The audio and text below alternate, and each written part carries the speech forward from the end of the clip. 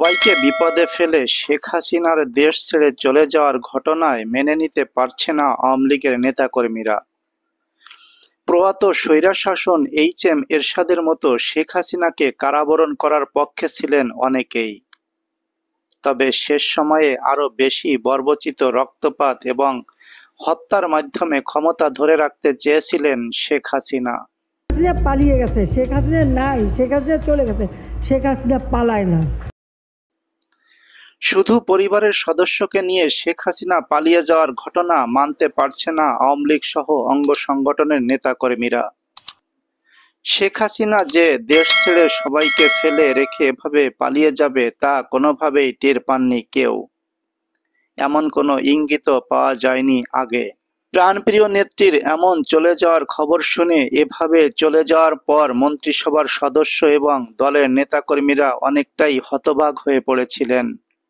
তারা বলেছেন, তিনি দেশ ছেড়ে যদি যাবেনই তাহলে শেষ মুহূর্তে দলের নেতাকর্মীদের কেন আন্দোলনকারীদের মুখোমুখি দাঁড় করালেন।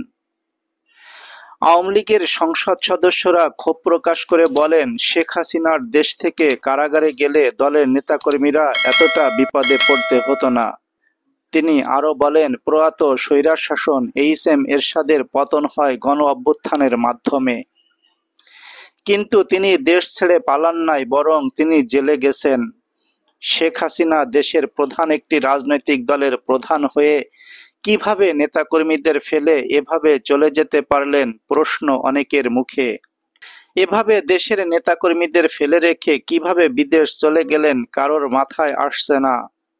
মুক্তিযুদ্ধের নেতৃত্বে দেওয়া দল আওয়ামী লীগের এমন বিপর্যয় হবে তা মেনে নেওয়া যায় না।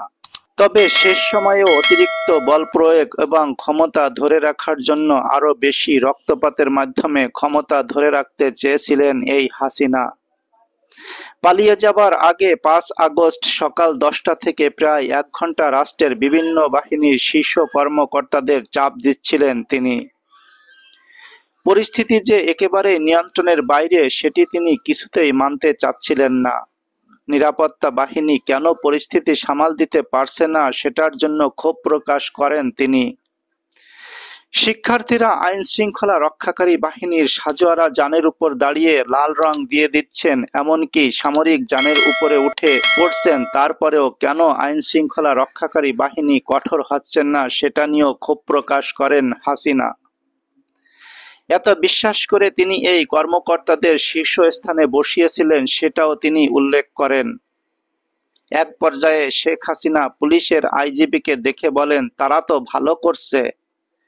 এখন আইজিপি জানান, পরিস্থিতি যে পর্যায়ে গেছে তাতে পুলিশের পক্ষেও আর বেশি সময় এরকম কঠোর অবস্থান ধরে রাখা আর সম্ভব হবে না।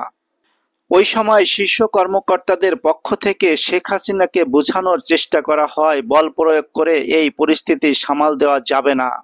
কিন্তু ক্ষমতার লোভে শেখ হাসিনা সেটা মানতেই চাচ্ছিলেন না। তখন কর্মকর্তারা শেখ রেহানার সঙ্গে আরেক কক্ষে গিয়ে আলোচনা করেন। তাকে পরিস্থিতি জানিয়ে শেখ হাসিনাকে বোঝানোর অনুরোধ করেন।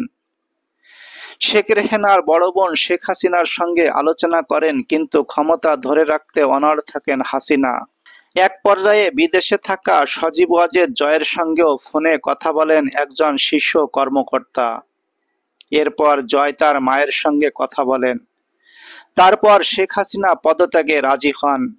তিনি তখন একটি ভাষণ রেকর্ড করতে চান জাতির উদ্দেশ্যে প্রচার করার জন্য। ততক্ষণে গোয়েন্দা তথ্য আসে যে বিপুল সংখ্যক ছাত্র জনতা শাহবাগ ও উত্তরা থেকে গণভবনের দিকে ধেয়ে আসছে। দূরত্ব বিবেচনায় মাত্র ৪৫ মিনিটের মধ্যে শাহবাগ থেকে গণভবনে আন্দোলনকারীরা চলে আসতে পারে বলেও অনুমান করা হয়। শেখ হাসিনাকে ভাষণ রেকর্ড করতে দিলে গণভবন থেকে বের হওয়ার সময় নাও পাওয়া যেতে পারে। এই বিবেচনায় শেখ হাসিনাকে ভাষণ রেকর্ড করার সময় না দিয়ে ৪৫ মিনিট সময় বেঁধে দেওয়া হয়। এরপর ছোট বোন রেহানাকে নিয়ে তেজগাঁও পুরাতন বিমানবন্দরে হেলিকপ্টারে আসেন শেখ হাসিনা। সেখানে তাদের কয়েকটি লাগেজ উঠানো হয়। তারপর হাসিনাকে নিয়ে কয়েক বাহিনীর প্রধান সহ তারা বঙ্গভবনে যান। সেখানে পদত্যাগের আনুষ্ঠানিকতা শেষ করে বেলা 2:30টার দিকে সামরিক হেলিকপ্টারে উঠে ছোট বোন রেহেনা সহ ভারতের উদ্দেশ্যে উড্ডয়ন করেন হাসিনা। এর মাধ্যমে 1.5 দশকের স্বৈরশাসনের পতন ঘটিয়ে নতুন ইতিহাস গড়ল এই আওয়ামী লীগের সভানেত্রী। সাথে সাথে দ্বিতীয় একটি স্বাধীন রাষ্ট্র পেল নতুন বাংলাদেশের তরুণ সমাজ। প্রশ্ন থেকে যায়, হাসিনা এদেশ থেকে পালিয়ে নিজেও নিজের পরিবারকে বাঁচালো, কিন্তু দেশে থাকা লক্ষ লক্ষ নেতাকর্মী ও সমর্থকদের কি হবে? সে কথাটি কি একবারও চিন্তা করেছেন তিনি? মনিরুল ইসলাম, কাল সকাল।